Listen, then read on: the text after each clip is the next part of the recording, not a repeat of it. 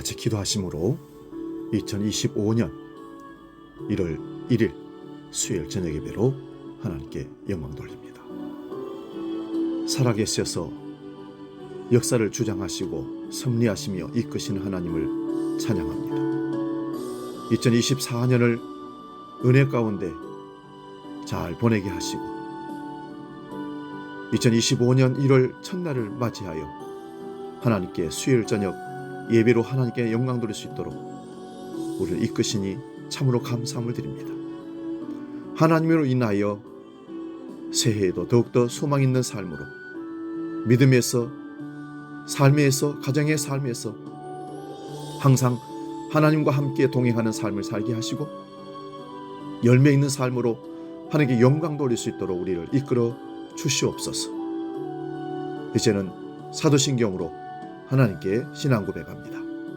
나는 전능하신 아버지 하나님 천지의 창조주를 믿습니다. 나는 그의 유일하신 아들 우리 주 예수 그리스도를 믿습니다. 그는 성령으로 잉태되어 동정녀 마리아에게서 나시고 본디오 빌라도에게 고난을 받아 십자가에 못 박혀 죽으시고 장사된 지 사흘 만에 죽은 자 가운데서 다시 살아나셨으며 하늘에 오르시어 전능하신 아버지 하나님 우편에 앉아 계시다가 거기로부터 살아있는 자와 죽은 자를 심판하러 오십니다. 나는 성령을 믿으며 거룩한 공교회와 성도의 교제와 죄를 용서받는 것과 몸의 부활과 영생을 믿습니다. 아멘. 찬송가 542장 구주 예수 의지함이 함께 찬송합니다.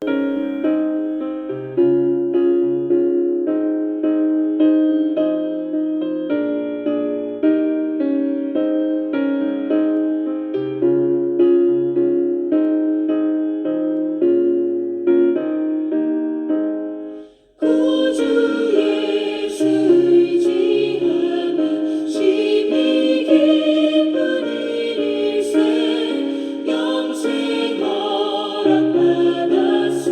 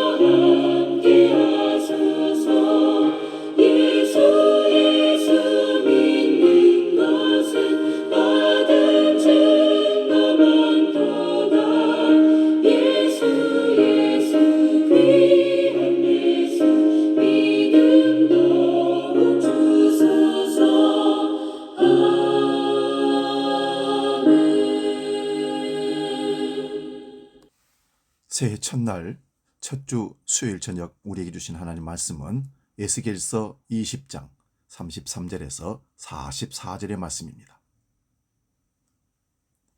에스겔 20장 33절에서 44절 말씀, 구약성경 1180면에 있습니다. 제가 이 말씀 봉독할 때에 살아계신 하나님의 음성을 들을 수 있기를 바랍니다. 지금 봉독합니다. 주 여호와의 말씀이니라. 내가 나의 삶을 두고 맹세하노니 내가 능한 손과 편팔로 분노를 쏟아 너희를 반드시 다스릴지라.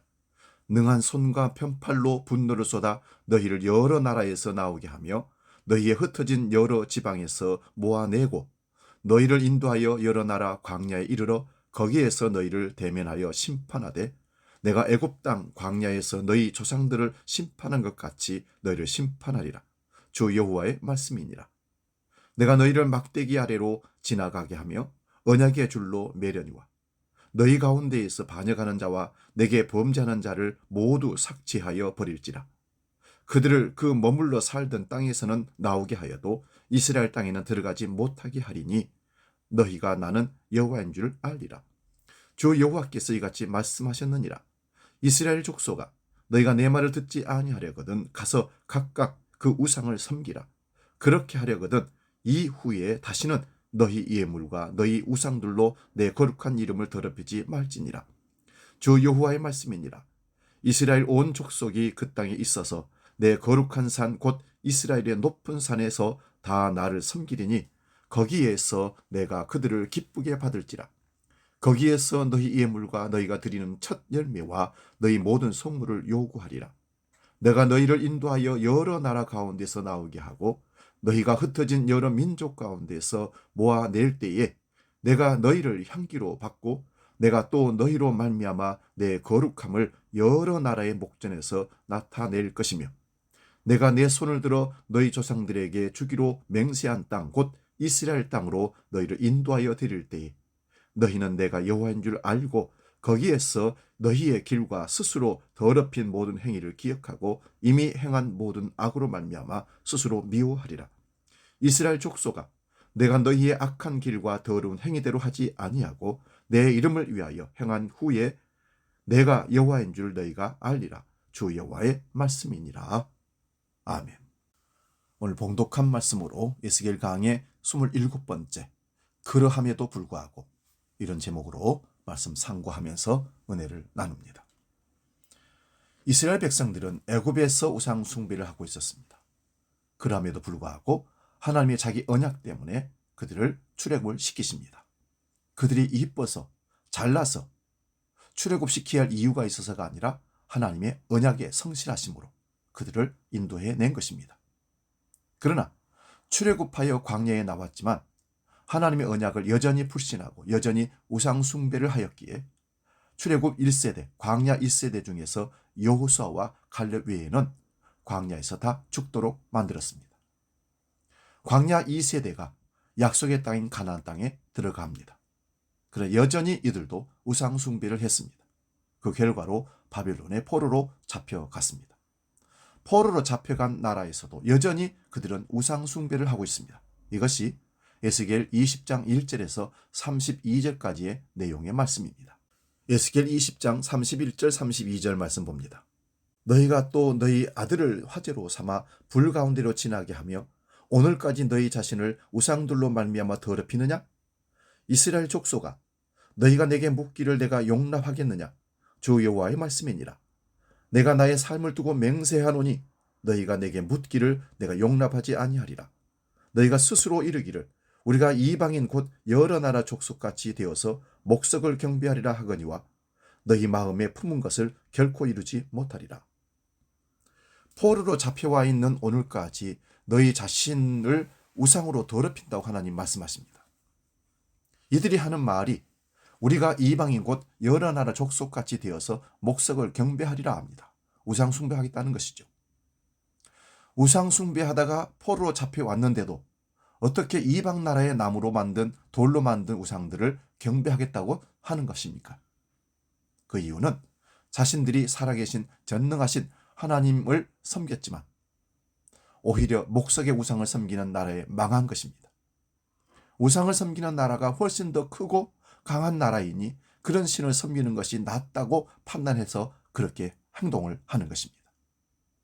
사람들은 크고 좋은 시설이 되어 있는 교회를 가고 싶어 합니다. 자연스러운 마음입니다.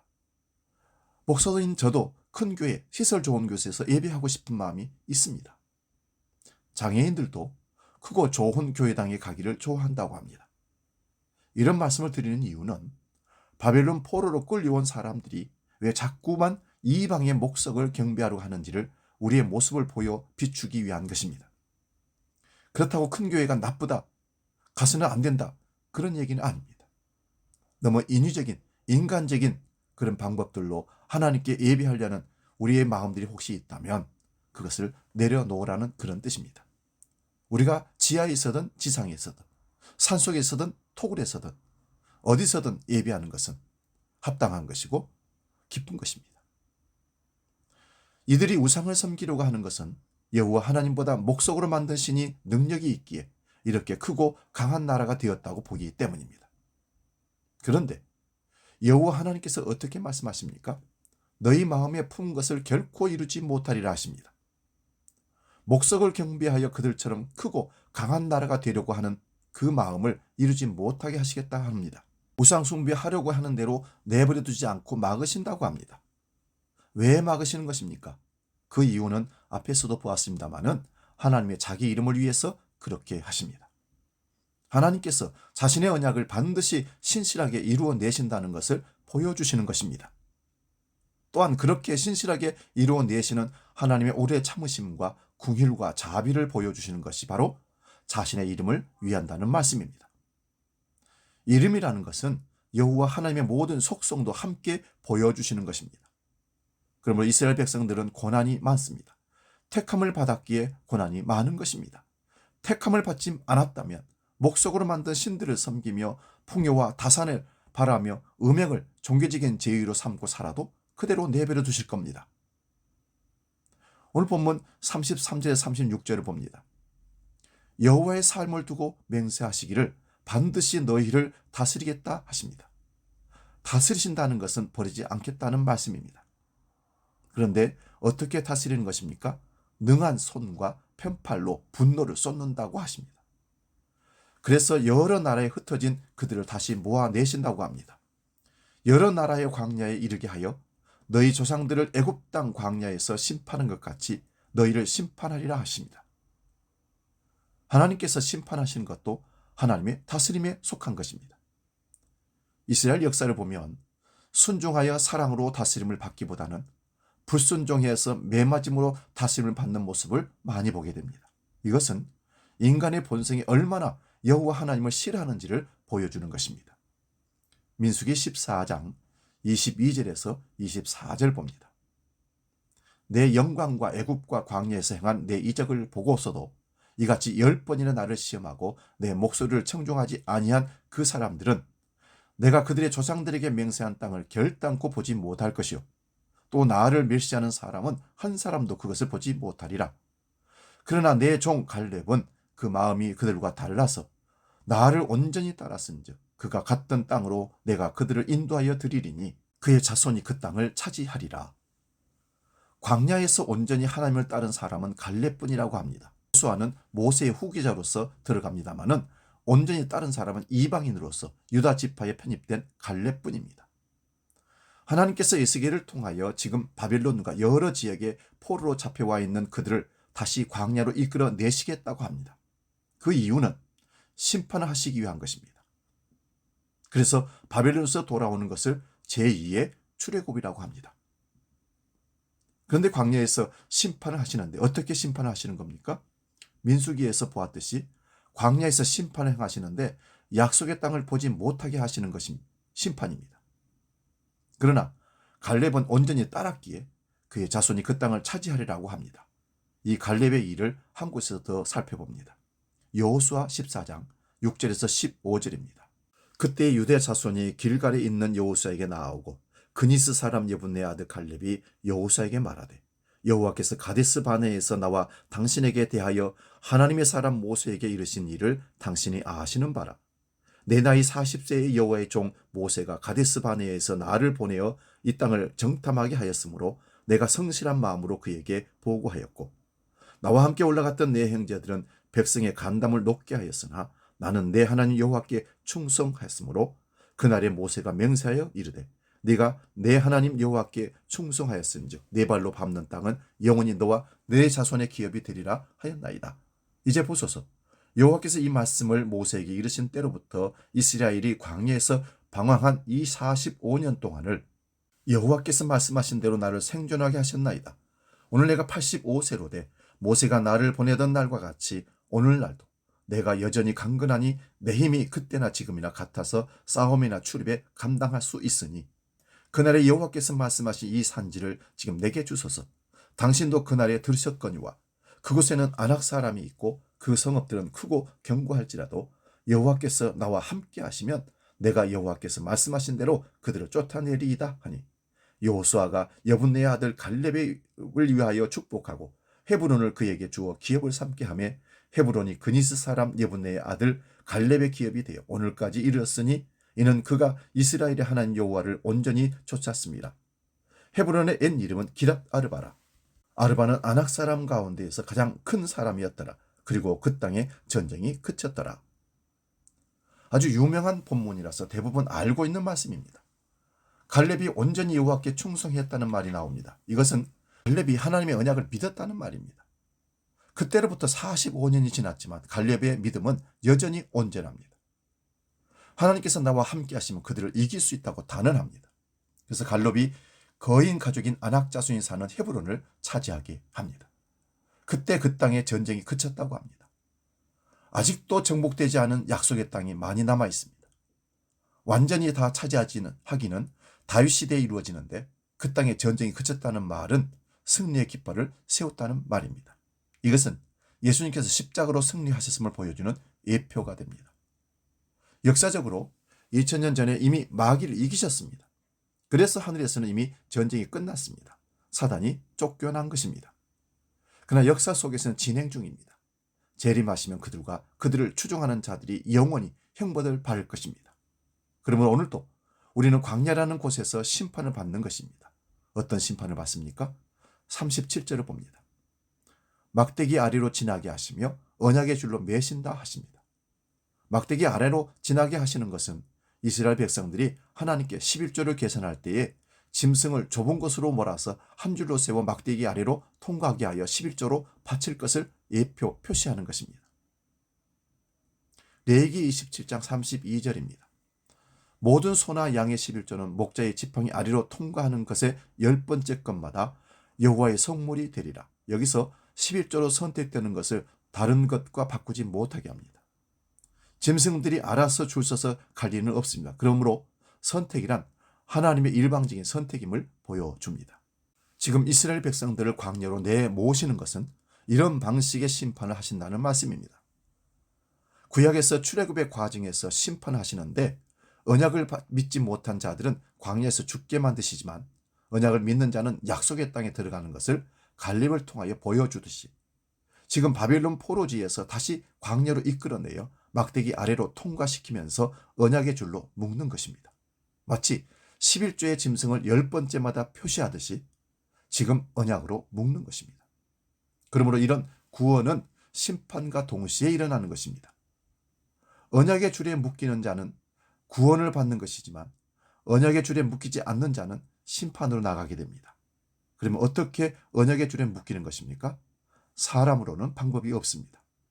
짐승들이 선택받기 위하여 10번째로 들어가는 일은 생각도 할 수 없는 일입니다. 다만 언약의 줄에 묶인 자들의 결과는 알 수가 있습니다. 그 결과는 절대로 우상을 섬기지 못하도록 하나님께서 강한 팔과 큰 능력으로 다스리신다는 말씀입니다.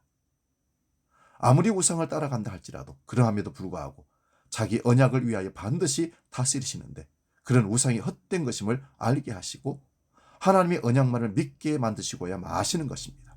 그래서 믿음은 믿어지는 것입니다. 그러면 심판을 받는 자의 모습은 어떨 모습일까요? 본문 38절 39절입니다. 너희 가운데에서 반역하는 자와 내게 범죄하는 자를 모두 제하여 버릴지라. 그들을 그 머물러 살던 땅에서는 나오게 하여도 이스라엘 땅에는 들어가지 못하게 하리라.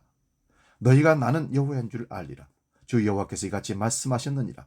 이스라엘 족속아, 너희가 내 말을 듣지 아니하려거든 가서 각각 그 우상을 섬기라. 그렇게 하려거든 이후에 다시는 너희 예물과 너희 우상들로 내 거룩한 이름을 더럽히지 말지니라. 언약의 줄에 매이지 아니한 자들의 모습이 이렇다는 것입니다. 반역하고 범죄하는 자를 모두 제하여 버린다고 하십니다. 그들을 그 머물러 살던 땅에서 나오게 하여도 이스라엘 땅에는 절대로 들어가지 못하게 하심으로 여호와인 줄을 알게 하시겠다고 합니다. 제1의 출애굽 같은 일이 일어난다는 말씀입니다. 이들의 특징은 39절에 나오는데요. 내 말을 듣지 아니하려거든 각각 가서 그 우상을 섬기라 합니다. 이후에 다시는 너희 예물과 너희 우상들로 거룩한 내 이름을 더럽히지 말라 하십니다. 이스라엘 백성이나 우리나 간에 태어날 때부터 죽을 때까지 자기라는 우상을 섬기며 살고 있습니다. 그러므로 모두가 심판을 받아 마땅한 존재들입니다. 그러함에도 불구하고 그 심판의 자리에서 구원받아 나오는 사람들이 있습니다. 이들은 언약의 줄로 매임을 받는 자들입니다. 이것은 전혀 자기들의 의도와는 상관없이 매이는 것입니다. 마치 짐승들이 막대기 아래로 지나가다가 11조로 걸려 들이는 모양입니다. 이렇게 언약의 줄에 매인 자들은 자기 마음대로 우상을 섬길 수 없는 신세가 됩니다. 우상을 따라가면 그 우상이 깨어져 버립니다. 그러나 심판을 받는 사람은 우상을 따라가는데 그 우상이 깨지지도 않고 자기 자신도 깨지지 않고 승승장구하는 것입니다. 그러나 세상에서 승리한 곳에 올라타서 오래 가는 것처럼 보여도 결국은 그렇게 오래 가지 못할 것에 사람들마다 목숨을 걸고 살아갑니다.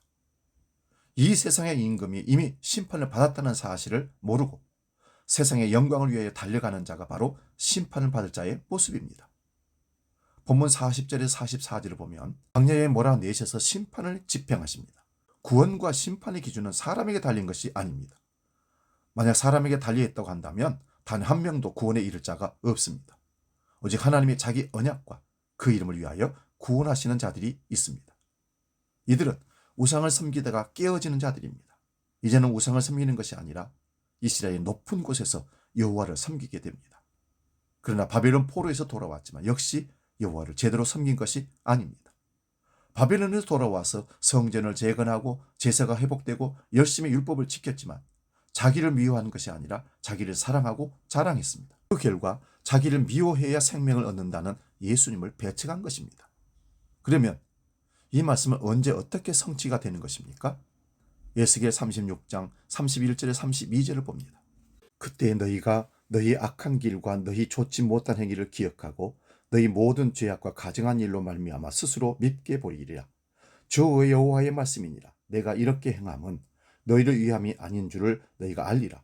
이스라엘 족속아, 너희 행위로 말미암아 부끄러워하고 한탄할지어다. 31절에 그때라는 것은 25절 26절의 말씀대로 새 영을 부어주심으로만 가능하다는 것입니다. 새 영이 부어지는 것은 예수님의 살과 피로 완성된 새 언약으로 부어집니다. 이런 자들은 자기 행위를 미워하게 됩니다. 동시에 예수님만 바라보게 됩니다. 디도서 3장 4절에서 7절 마지막 봉독하고 마무리하겠습니다. 우리 구주 하나님의 자비와 사랑하심이 나타날 때에 우리를 구원하시되 우리가 행한 바 의로운 행위로 말미암지 아니하고 오직 그의 긍휼하심을 따라 중생의 씻음과 성령의 새롭게 하심으로 하셨나니 우리 구주 예수 그리스도로 말미암아 우리에게 그 성령을 풍성히 부어주사 우리로 그의 은혜를 힘입어 의롭다 하심을 얻어 영생의 소망을 따라 상속자가 되려 하심이니라. 하나님은 우리가 우상을 섬기고 악한 길로 갈지라도 하나님의 언약에 묶여있는 자라면 그럼에도 불구하고 참고 기다리시며 우상을 깨뜨려버리고 구원의 길로 이끌어 가시는 능력이 하나님이십니다. 우리가 그 손에 붙잡힌 바 되어 마지막까지 믿음을 지키며 승리하는 축복의 사람 되시기를 바랍니다. 우리는 영생의 소망을 따라 상속자가 되기를 소원하면서 이 은혜를 누리는 저와 여러분 되시기를 다시 한번 축원드립니다. 찬송가 546장 주의 약속하신 말씀 위에서 찬송하고 기도하고 마치겠습니다.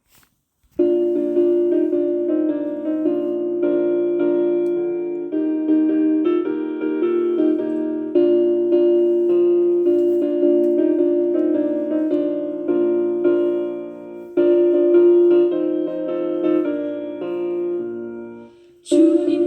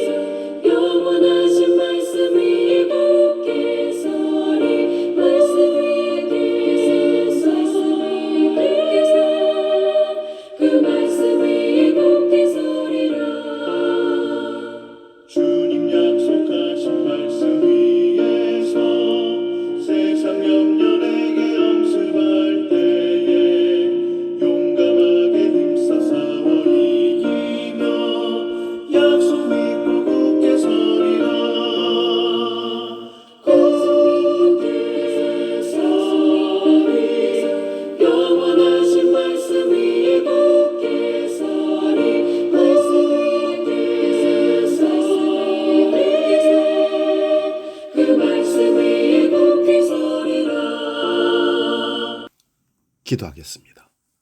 그러함에도 불구하고 여전히 우리를 사랑하시는 하나님을 찬양합니다. 2025년 1월 첫날 수요일 저녁 예배로 하나님께 영광 돌리며 말씀을 받았습니다. 수많은 우상을 섬기고 자기를 사랑하고 하나님을 거역하는 모든 자들을 하나님은 심판하시고 멸하시는데 반드시 하나님이 선택한 자기 사람들을 언약의 줄로 묶으시고 그들을 그럼에도 불구하고 사랑하시며 훈계하시며 이끄신다는 사실을 믿습니다. 우리가 그 언약 안에 들어있는 백성인 것을 믿고 날마다 하나님의 손을 꾹 잡고 하나님을 섬기며 하나님만을 높여드리며 일생을 살아가는 우리가 되게 하시고 2025년 주님과 함께 동행하는 멋진 삶이 계속될 수 있도록 우리를 인도하여 주시옵소서. 이제는 길이요 진리요 생명이시며 새해를 열어가시는 우리 주 예수 그리스도의 은혜와 아버지의 크신 사랑과 성령 하나님의 지키시고 내주하시고 충만케 하시는 은총의 역사가 그러함에도 불구하고 여전히 우리를 사랑하시는 하나님을 바라보며 찬양하고 영광 돌리기로 결단하며 나아가는 모든 주의 백성들 머리 위에 이제로 영원히 함께 하시기를 간절히 축원하옵나이다. 아멘.